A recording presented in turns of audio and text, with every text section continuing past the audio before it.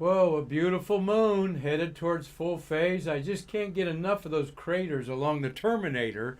And I don't mean Arnold Schwarzenegger, I mean our moon up there. I'm Marquette, Stargazer Mark. We're so glad you're with us to stay star curious today. Our Monday feature of the American Space Museum's video podcast we call Stay Curious. So we're grateful that you're watching us on Facebook, YouTube, Twitch, and Spotify. After all, for 21 years, we've been bridging the space between you and us by promoting the birth of the American space age and igniting the future generation of kids all over the world. And I got my muffler on here. It's a little warming up here in our studios. I'm going to take that off for a minute there and put it back on at the end of the show, as I've got a beautiful picture, at least I think it is, that I took of a full moonrise over Johnson City, Tennessee many years ago. And that is something we're going to talk about today. Is the full moon is cycling around again, and Easter's around the corner. So how does the full moon plan into determining the date of Easter, which is unlike Christmas? It fluctuates by about a good 6 weeks each year to where that date for Easter is. So you're going to learn a little bit about that, why this full moon is sort of important to that. What's this full moon called coming up? And we'll get into that also. And then we're going to talk about, on this date in history, actually March 13th in history, the planet Uranus was discovered by a wonderful astronomer named William Herschel. And so we're going to talk about the planet that everyone likes to snicker about, Uranus, or Uranus, and because it was an important discovery and revolutionized the world back in 1781. Marty Winkle, my friend and co-producer, 1781 from 2021. 22, I mean. What's that? 240 some years, as I have a little rocket fuel there to stay warm on a getting chilly down here in Florida, and we know it's been chilly up all in the North America and Canada. In fact, we've got in our house here in our studios, we've got father, son, Don and Norman Wood. Marty, why don't you swing around there and we'll show our friends here in our studio. There's Don and Norman.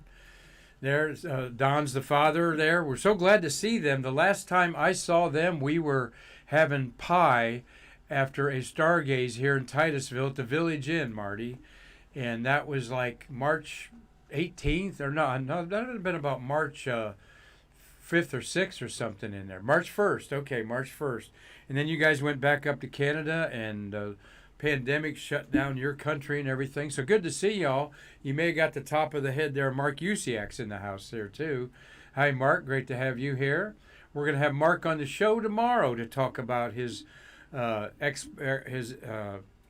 adventures as a launch photographer. How he gets to drive round trip from Pennsylvania down here through horrible storms, and then hang around for hours and hours to wait for things to happen, and then get his beautiful pictures published in one of the places he strings for, and they hand him a big old $50 check for doing all that or something. But we're going to talk about one of the Usiak brothers is in the house. And hi, Tom, your little brother's looking all clean shaven. He got that Amish beard off of him so he could fit in down here in Florida, I think. So well, we love our new friends here at the museum, and we hope you want to become a friend of our museum, just like the Woods did. Thank you for getting a family membership today. This is the only day of the year they're going to use it because they're going back to Canada. But we appreciate you all, guys, and so great to see y'all. You're coming to our astronomy club in Melbourne on Wednesday night, so I'll look forward to seeing y'all there, and tell you exactly where to go, but you can easily find it by Googling it. Well, Marty, what do we got going here? I said we've got the old full moon. You know I'm a lunatic and love to talk about the kind of moonshine you can't get too much of. And the big, beautiful moon was cycling around to full phase on Friday. So along the edge between day and night is the terminator, and that's where you see all the terrific detail. But it's also right now, the next couple days, you capture the moon against the mountains like I did here, or a telephone pole or a building, and it looks huge. We call that the moon illusion. You can always cover up the moon with your little finger outstretched. That's a half a degree. And I'm going to show you a picture that you can't believe. There's a galaxy in the sky that is over 3 moons wide. If we could see this galaxy with our naked eye, it'd blow your mind how big it is. I'm going to show you a slide on that in a second. But you can always cover it up, though. In this picture, it looks like, Mark, I couldn't cover it with a basketball. But you'll be seeing the moon rising wherever you live, and it's a great opportunity to get pictures, as people love to look like drink a beer on the beach there and have a shoot the moon there. I hope that's not an alcoholic beverage he has there. But anyway, the moon rising over our Atlantic Ocean. And technically, for me, that's not a good photograph because the moon just looks like a big old flashlight looking at you. You don't see the dark maria that you know it's the moon. But sometimes you can't balance that out under low light situations there. And we'll have maybe Mark Usiak will have a chance to shoot the moon tonight and give us his technique that he used. We'll check that out. But the March moon is called the worm moon. And this was named that by Native Americans in our country. Around the world, they have different nicknames for different moons, and they usually correspond to what's going on in the environment. I say time and time again, we cannot divorce ourselves as human beings in the 21st century from the artificial light that is now so prevalent in our world. Even 100 years ago, all right, you could find some pretty dark sites just a mile outside of town, so to speak. But now it's even hard to find mountaintops or beaches where you can go to that there's not some sort of light pollution. So the Native Americans and cultures all over the world are tied into the sky like none of us ever are today. And seeing the moon turn full was an event. One, it added additional light during the night so they could do things at night, all right, like hunt. Gather crops, all right, or plant crops, or just have more light to play games and so forth in the middle of the night. I love moonlight for the simple fact of being on hikes at night or night photography under moonlight.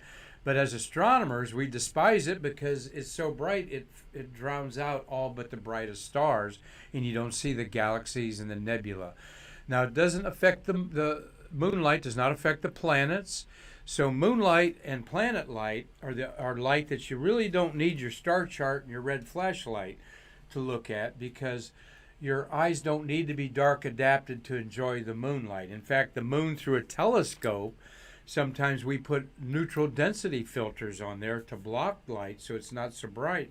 You can actually, not burn your eyeball out, but your retina is like, man, I've been looking at something bright all night after a session of me looking at the moon and occasionally drawing what I see on the moon.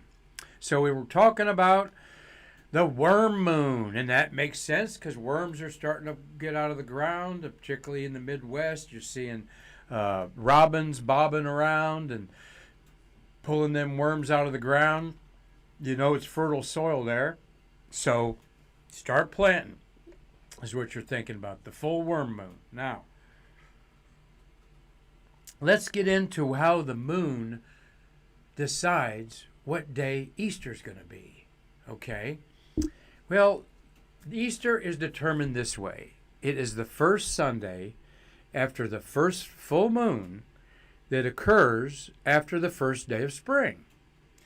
So the first day of spring is March 21st or 22nd. It falls on the 22nd now for a couple years.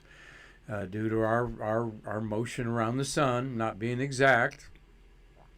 So it's going to be March 21st or 22nd is the earliest it can be if you have a full moon on March 21st or March 20th, and the next Sunday's the 21st, bingo. You've got a very early full Easter. But we've got a very late full Easter this time, all right? It's April 17th is Easter. And why that is because we have full moon on March 18th, this Friday, and the next full moon is April 16th. And April 16th is a Saturday. So April 16th is way after March 21st, so that's the full moon after, because the March 18th full moon we're going to celebrate Friday is before the first day of spring by 3 days, all right? So March 16th is the next full moon, and by golly, that's Saturday, and the next day's Sunday, so the 17th is Easter Sunday. And now you know.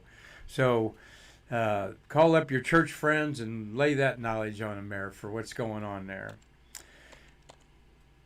This is the slide I was showing you, that's the Andromeda Galaxy, which the Woods, Don and Norman are here from Winnipeg, Manitoba.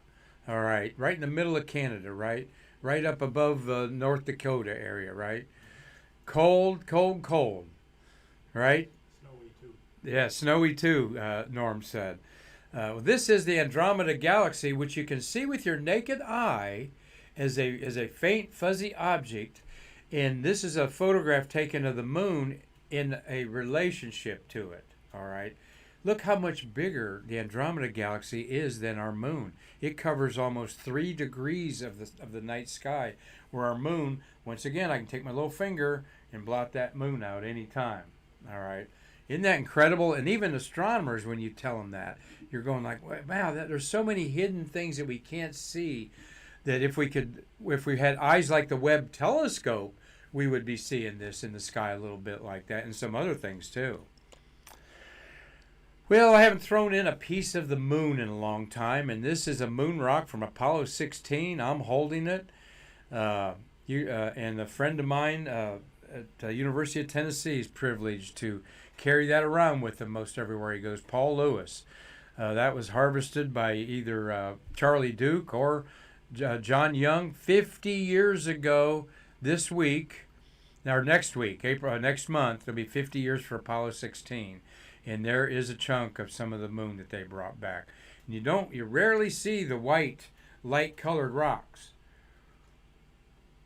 There's some good stuff in there today, Marty. How are our friends doing? He's writing down a few of our friends that are staying star curious today on Stay Curious. Get out there and take some pictures there. Hand that to Mr. Usiak there. He'll be my runner here. There you go. Thank you very much. Yes, all right. You wrote down Mark Usiak, but you mean Big Brother. Oh, are you mean him? Okay. Daniel Kritzinger. Thank you, Daniel. And Christopher Mick in Hudson, Wisconsin. Dave Stange. All right. Stan G. It is. Stan G. Carlton's watching. Carlton Bailey there. Ophelia. Hello, Ophelia in Normandy, France. Hello, my daughter Jessica Marquette watching from Tennessee or Virginia. She's right there on the border. Professor Keith Sewell, hope you're getting better. Rich Jones is watching. We're glad that everybody's watching on Facebook, YouTube, Twitch, or Spotify. And hope you've learned a little thing today about how Easter's chosen.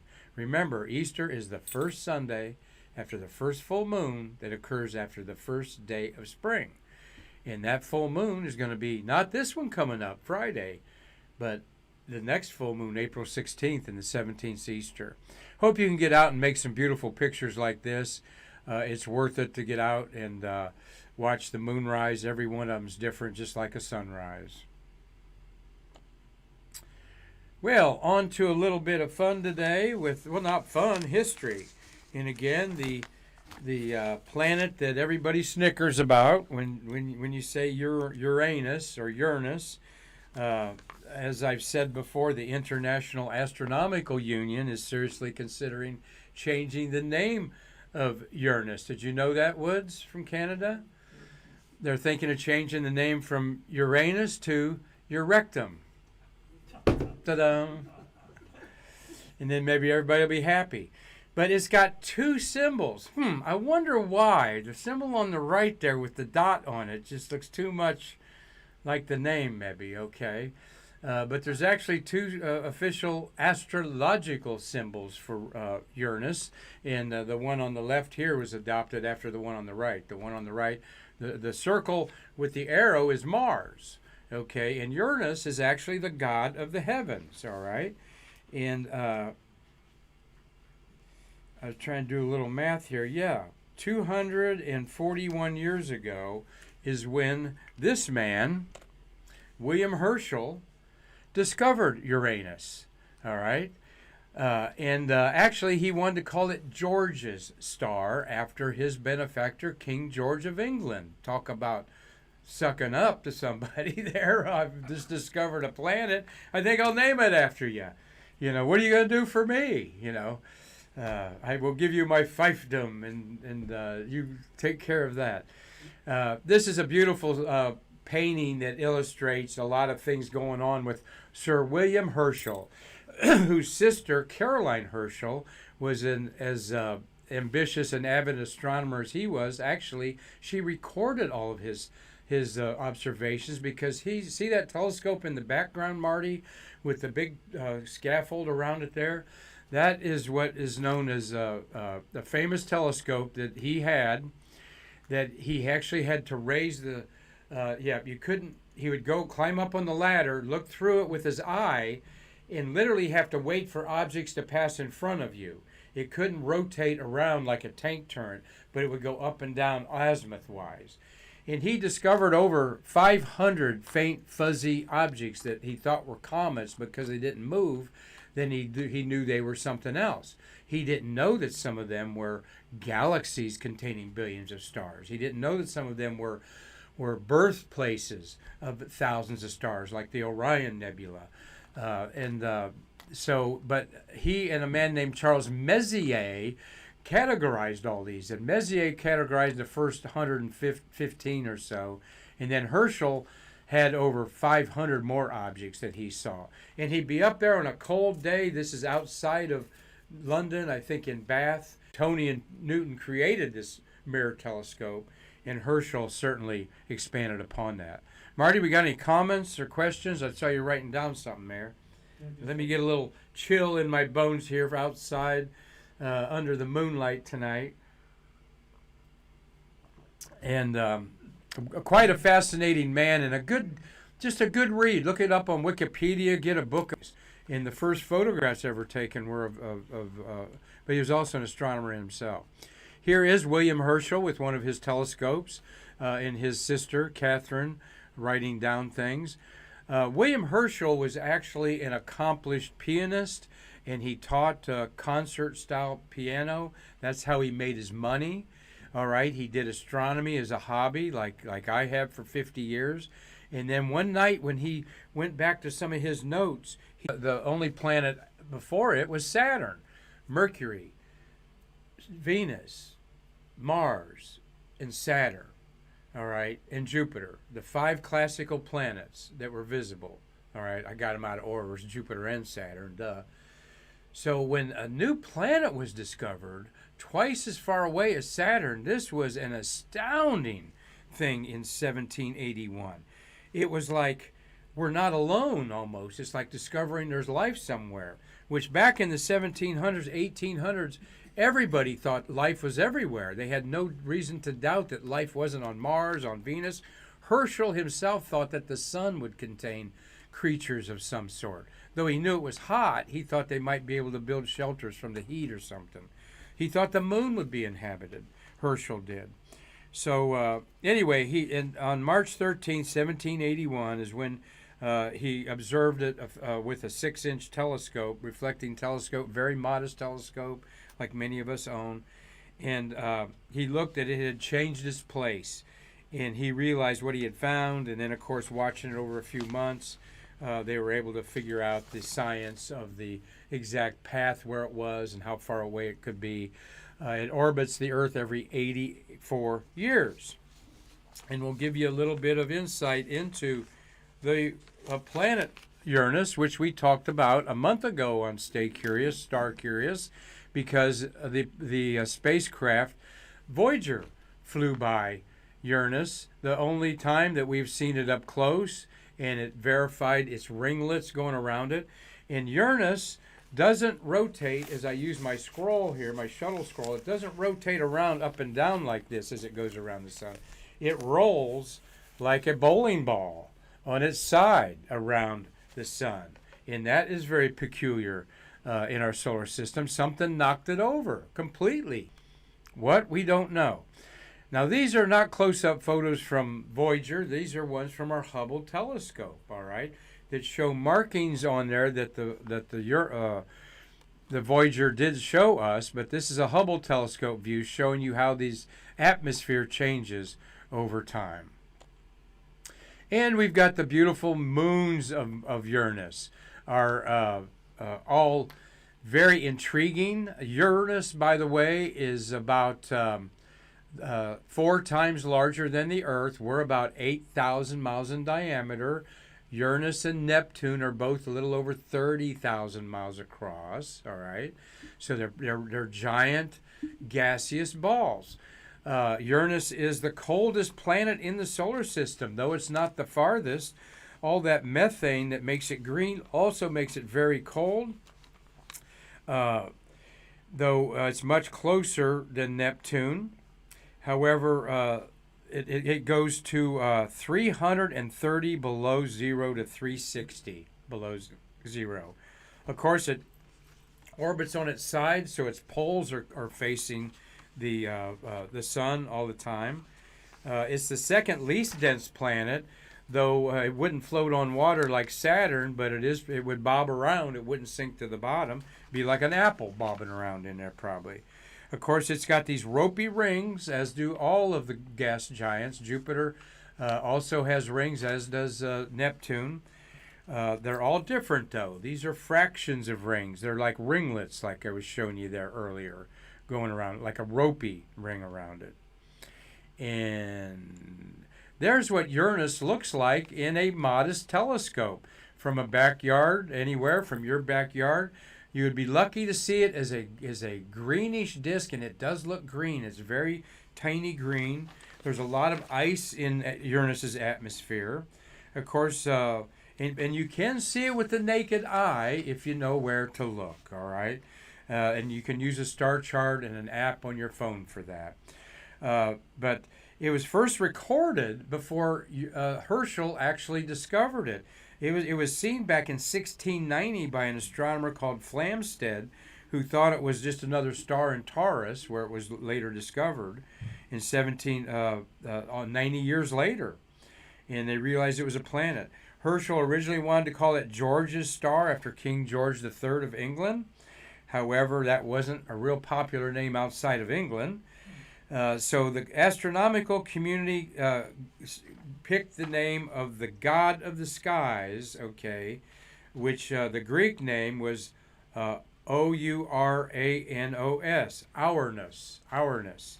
And in Latin, they made that Uranus or Uranus. Uranus is how a lot of astronomers pronounce it there, so they can get through their talks without much snickering, okay, in there. So, like I said, think about it. Your rectum, I wonder if that'd make a difference if we called it that. So, but it's a beautiful god. It's the god of the heavens. It's the one that we revere. Neptune's the one is the god of the oceans, and then Pluto's the god of the underworld on there. So, a couple other Uranus facts there. There I am recording Uranus in 1990 over a series of from June 12th to June 19th. I realized on June 15th, after 3 nights of observing it and tracing it against the background there, that I had indeed watched Uranus move across the sky. And that can be a thrilling thing for amateur astronomers. After all, no one owns the sky. You can do whatever you want with the sky, okay? You can't do what you want with the original Mona Lisa, which is in the Louvre, okay? You can't do with the sculpture of David, do what you want, of Michelangelo's in the Vatican. But you can sit there and maybe try to sketch it real quick or take a couple photos as they usher you along. But you own the stars and anything you want to do with it, whether it's writing a poem, taking a photograph of it, making a sketch, like I did here. Nothing too scientific about that. But it is a memory of where I was, who I was with, and the fun I had doing it. I had a 13-inch telescope back then. clear after a rain, 70 degrees. I go, it finally moved on the 15th. A greenish I have there. And it's near a fuzzy ball. It's near a Messier object that Charles Messier thought was a comet. And that's why they're easy to find when they're around an object like that. So, well, I hope that you've all enjoyed getting a little moonshine on the brain here a little bit. There is no dark side of the moon, okay? It always half of it is dark at one time or the other. A couple other ideas about it. I teased y'all on our Stay Curious Facebook post. What kind of cheese does the moon smell like? There, Norman Wood. What type of cheese does it smell like? There. Well, it actually doesn't smell like cheese, ha ha ha. It smells like spent gunpowder or a fireplace that's been burned and musty, like after a rain. Okay, it's got this smell of fire and smoke to it. And all the astronauts do agree with that. Now some of them disagree on how it feels. It's because there's no atmosphere to round off the edges of that fine regolith that is just basically dust diatoms. But Harrison Schmitt, Apollo 17 astronaut, he certainly insisted after I asked him about 25 times if it was itchy. That I know I asked him twice, and he said, "Don't ask me again. It's not itchy to me." But he was in a different part of the moon too than John Young. So, do I tell him, Harrison Schmitt, Moonwalker, number 12, that John Young was lying to me when he said it was in there? No, there's none of that. It's all different areas of the moon, different experiences that these people had, different sensitivity to their skin too could be. What Harrison Schmitt would not tell me was whether he licked a moon rock or not. And I asked him that because I've been with geologists out in the field, and they pick up a rock and lick it to see if it's alkaline or not. But he would not say he did that, all right. I wish I'd asked Harrison Schmitt, though, if he'd taken his Geology 101 hammer with him to the moon, because I understand that geologists get attached to their first hammer and carry it with them a lot. Have you ever heard anything about that, Mark Usiak? Not really. He says not really with a furrowed brow, so good. All right, well, we appreciate everybody enjoying a little bit of moonshine today and taking a look at Uranus. Marty, we got anything else to share with our friends? Jay Stanley said he watched the moon set in the Pacific Ocean a few nights ago. Beautiful stargazing here in Hawaiian Islands. All right. Yeah, he's still in Hawaii, I believe. We can't rub in our weather here, though. We had a cold spell because these guys from Pennsylvania came down with all that cold weather. Oh, I'm getting... You can excuse me. I'm getting... I'm getting... Choked up. Yeah, I'm getting choked up. You're getting back at me for that there. Couple little moon things. Of course, the tides are caused by the moon's gravity, bulging our oceans, all right? And we're moving away from the moon is moving away from us at 1.5 inches a year. And it's the 5th largest moon in the solar system. And in 1950, of course, them crazy 1950s, the Defense Department considered detonating a nuclear bomb on the moon. All right, just to see how much really destruction they could make. So, isn't that interesting? Well, we hope that you've all enjoyed our, like I said, me being a little bit of a lunatic and us sharing a little bit about the planet Uranus, discovered on this date in 1781 by a wonderful astronomer that we would rather revolutionize astronomy, Sir William Herschel. So, until then, we're going to crank up some more shows of you with guests this week. Tomorrow we will stay curious with Mark Usiak, talking to us about why he's on the coast. Of course, he's hoping to see the Artemis rocket go out to the pad here this week. And Wednesday we're going to have Gary Hayward with us, because Gary was involved at McDonnell Aircraft and Spacecraft Company when Gemini 8 a thruster failed that almost killed Neil Armstrong and David Scott in space history in 1965. So we're going to catch up with all that this week and a lot more space shuttles of the month, as well as a few astronaut birthdays, all right? So thank you, Marty, for doing a great job today. Thank you all for watching and staying curious. I'm Mark Marquette, and we'll see you with excellent launch photographer Mark Usiak tomorrow to bridge the space between us.